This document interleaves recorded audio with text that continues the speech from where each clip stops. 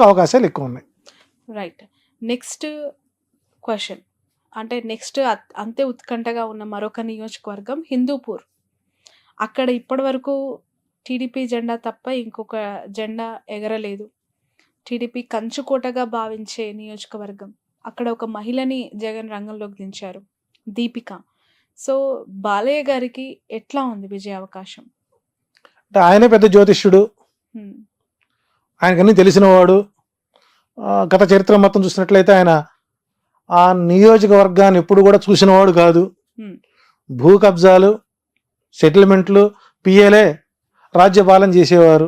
కాబట్టి ఈ మధ్యకాలం 4-5 సినిమాలు మళ్ళీ ఆయన్ని ఫేమ్లో తీసుకొచ్చిన. అంటే గతంలో ఎప్పుడూ జగన్మోహన్ రెడ్డి గారు హిందూపురంపై దృష్టి పెట్టలేదు.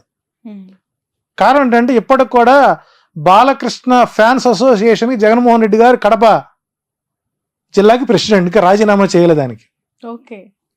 సో ఆయన ఎప్పుడు కూడా బాలకృష్ణ గారిని ఎప్పుడు ఒక మాట అన్నారు అసెంబ్లీలో కూడా. మధ్యలో కొన్ని మాటలు అన్నారు చివరిలో. కానీ ఈసారి అక్కడ త్రిముఖ వ్యూహం జరుగుతోంది. స్వామి పరిపూర్ణానంద గారి ఎఫెక్ట్ బాలయ్య బాబుకు ఇబ్బందికరంగా మారుతుంది. సో కాబట్టి ఈసారి హిందూపురం నియోజకవర్గంలో ఉన్నటువంటి వ్యక్తులు తన్నులు తినకుండా, కొట్టించుకోకుండా ప్రయత్నం చేసుకోవాలి. ప్లస్ స్థానికంగా ఉండేటువంటి వ్యక్తులను ఎప్పుడైతే మనం ఆదరిస్తామో మనకు అందాల్సిన ప్రతి సమస్యలు అక్కడ పరిష్కారం అవుతాయి.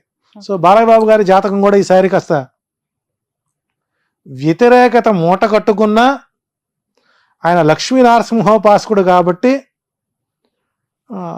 వైసీపీ విజయానికి, హిందూపురం టీడీపీ విజయానికి కేవలం అతి తక్కువ ఓట్ షేర్తో బాలకృష్ణ బయట పడవచ్చు. ఇంకేదైనా వ్యూహాత్మకంగా పరిపూర్ణానంద, ఎందుకంటే ఆయనకి అక్కడ ఓట్ బ్యాంక్ ఎక్కువ అండి. హిందూపురంలో కొన్ని వేల కుటుంబాలు పరిపూర్ణ దాసోహం చేసేటువంటి పరిస్థితి ఉంది. సో ఆయన ఎఫెక్ట్ అక్కడ బాగా పడుతుంది కాబట్టి మెజారిటీని తగ్గించగలుగుతారేమో కానీ గెలుపునేటువంటిది వైసీపీకి అక్కడ కొద్దిగా కష్టసాధ్యంగా ఉంటుంది. ఏదైనా మేనిఫెస్టో ఎఫెక్ట్ పడితే చెప్పలేం. రైట్. మరొకటి కుప్పం. చంద్రబాబు నాయుడు గారిని ఓడగొడతాము, అసెంబ్లీలో అడుగు పెట్టనివ్వమని శపథం చేస్తున్నారు వైసీపీ నేతలు. ఇక కుప్పం వచ్చేసరికి చంద్రబాబు నాయుడు గారిని ఓన్ చేసుకున్నటువంటి నియోజకవర్గం. ఆయన ఏం చేసినా, ఏం చేయకపోయినా, హామీలు ఇచ్చినవి నిలబెట్టుకోలేకపోయినా గత కొంతకాలంగా ఆయన గెలుస్తూనే వచ్చారు. అది ఆయనకి అష్టమ శని ప్రభావం బలంగా ఉంది. అందులో ఎలక్షన్ కోడ్ కానీ, ఎలక్షన్ నామినేషన్ రోజులు కానివ్వండి, ఎలక్షన్ పోలింగ్ రోజు కానివ్వండి, ఎలక్షన్ కౌంటింగ్ 4 నంబర్ ఆయనకి వ్యతిరేకం పూర్తి స్థాయిలో. 4 అనుకూలం కాదు. 25,630 ఓట్లతో చంద్రబాబు నాయుడు అక్కడ ఓడిపోతున్నారు. 25,630 ఓట్లు. అంటే గత 2019లో పోలింగ్ని కౌంటింగ్ని తీసుకునే విధంగా గుడిపల్లె మండలం ఒకటి ఉంది. అది పూర్తి స్థాయిలో 25,036,40,000 ఓట్లు గల్లంతైపోయింది. ఎందుకంటే అటు కర్ణాటక నుంచి, ఇటు తమిళనాడు నుంచి వచ్చినటువంటి ఓట్ బ్యాంక్ ఈసారి లేదు. ఆ మండలమే ఆయనకి ఎప్పుడు కంచుకోట. అది కాకుండా స్థానిక ఉన్నటువంటి భరత్ పూర్తి స్థాయిలో డెవలప్మెంట్ చేసుకోవడం, కృష్ణా జలాలు తొలిసారి ఆ గుడిపల్లె మండలంలోకి రావడం, తాగునీటి ఎద్దడి లేకుండా చేయడం, కొంత అభివృద్ధి పనులు, అందులో పొంగనూరులో ఓడించాలని ఆయన్ని, కుప్పంలో ఓడించాలని ఈయన్ని. ఏదేమైనప్పుడు కూడా చంద్రబాబు నాయుడు గారికి ఈసారి విజయ అవకాశాలు చాలా తక్కువగా ఉన్నాయని చెప్పొచ్చు. ఒకవేళ బాబు గెలిస్తే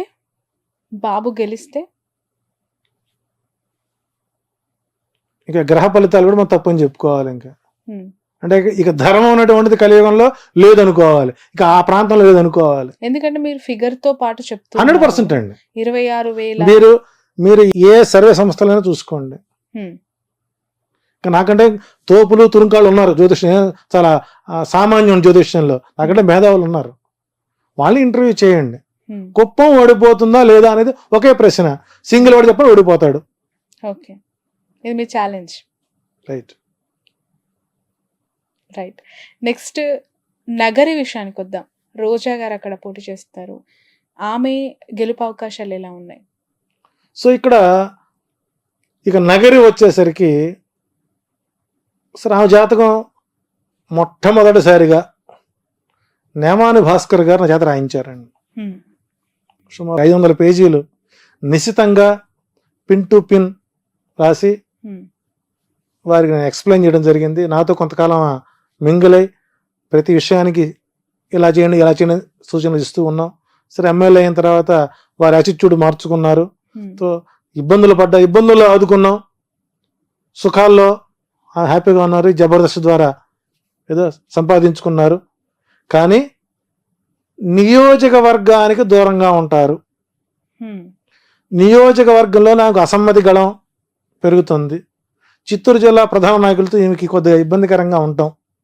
రెండోది ఓవర్ కాన్ఫిడెన్స్, దైవ బలం కూడా ఓవర్ కాన్ఫిడెన్స్ ముందు పనిచేయదు. సో ఈసారి నగరిలో ఆమె ఓటమికే గ్రహస్థితులు బలంగా ఉంటాయి. సో ఈసారి అక్కడ కొద్దిగా ఆమెకు ఎదురుగాలి వీచే అవకాశాలు ఉన్నాయి. ఏదన్నా చేసిన పూజలు పునస్కారాలు ఏదన్నా ఫలిస్తే అప్పట్లాగానే ఏ 1200 ఓట్లతోనో 2000 ఓట్లతోనో గెలిచే అవకాశం ఉంటుంది. ఇంత చరిష్మాలో కూడా ఆమె గెలవకపోతే ఇంకా ఆమె దురదృష్టంగా మనం లేనొచ్చు. నా అంచనా ప్రకారం నగరిలో రోజా ఓటమి ఖాయమైంది. ఇక 40 రోజులు టైం ఉంది కాబట్టి దానికి సంబంధించినటువంటి కార్యాచరణ చేసుకుని దైవబలాన్ని పెంచుకుంటూ చేసిన తప్పులకి వాగిన వాగుడికి ఆత్మ పరిశీలన చేసుకుంటే గెలిచే అవకాశాలు ఉంటాయి. లేని పక్షంలో వైసీపీ అకౌంట్లో చిత్తూరు జిల్లాలో ఆ సీటు చేరే అవకాశం ఎక్కువగా ఉంది. రైట్. మరొకరు లోకేష్, వాళ్ళ తండ్రి గురించి చెప్పారు, మామయ్య గురించి చెప్పారు. కుమారుడు లోకేష్ పరిస్థితి ఏంటి మంగళగిరిలో? అంటే ఇక్కడ లోకేష్ గారి జాతక ప్రభావంలో ఒక ప్రధానమైన ప్లానెట్, రాజయోగాన్ని ఇచ్చేటువంటి ప్రధానమైనటువంటి గ్రహస్థితి ఏదైతే ఉందో అది పూర్తి స్థాయిలో 35% మాత్రమే అతను సపోర్ట్ చేస్తుంది. కారణం ఏంటంటే పూర్తి స్థాయిలో ఆ నియోజకవర్గం మీద పట్టు లేకపోవడం. ఓకే, నేను ఉండేది మంగళగిరిలోనే కాబట్టి మేము లోకల్గా ఉన్నటువంటి అబ్జర్వేషన్ చేస్తుంటాను. గతంలో ఆళ్లరామకృష్ణారెడ్డికి అంత స్వీప్లో కూడా మంగళగిరిలో ఓట్ బ్యాంకు ఆయనకి లేకుండా పోయింది. అతనికి ఏమొచ్చింది సరే పెదవట్లపూడి, దుగ్గిరాల, నందివేలుగు ఆ మండలాలు, కొంత పొన్నూరులో నుంచి కొన్ని కలుస్తాయి. వాటిలో నెగ్గుకుని బయటకు వచ్చాడు. ఆ తర్వాత గెలిచాడు. ఆ తర్వాత మళ్ళీ మార్చారు, గంజి చిరంజీవికి ఇచ్చారు. గంజి చిరంజీవి టైట్ ఫైట్ జరిగింది. ఇప్పుడు అక్కడ పద్మశాలి ఓట్ బ్యాంక్ కీలకం. సుమారు 1,12,000 ఓట్లు పైన వాళ్ళవి ఉన్నాయి. రెండోది రాజకీయ నేపథ్యం ఉన్నటువంటి కుటుంబం. అటు మురుగుడు వారి ఎమ్మెల్సీ గారి కోడలు ప్లస్ కాండ్ర కమల యొక్క కూతురు, ఎడ్యుకేటెడ్, స్థానికంగా అందుబాటులో ఉంటారు. సో అక్కడ పద్మశాలి దేవాంగ ఓట్లు కీలకం. ఎప్పుడు సిపిఐ సిపిఎం